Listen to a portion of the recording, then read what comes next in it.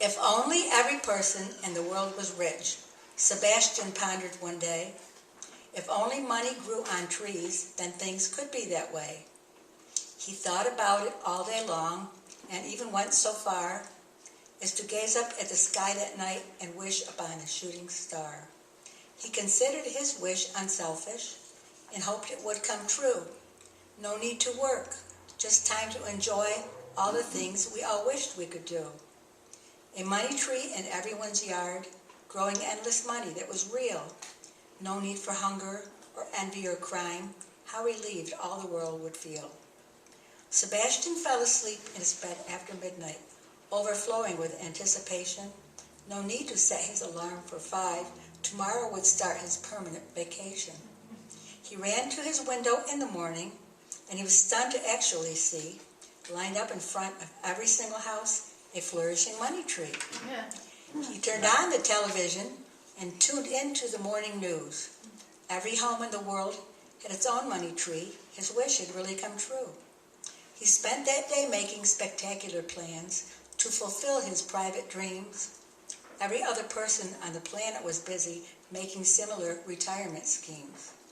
Sebastian rushed off to the shopping mall to stock up on a million things, food and clothes and traveling supplies and maybe a few expensive rings. The parking lot was crowded and people were lined up at the doors, but the signs in the windows all said closed and there were no open stores. Disappointed, he went back to his car and headed for the nearest gas station.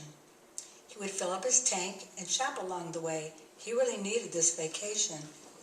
But Sebastian couldn't get any gas for his trip. The pumps were all shut down.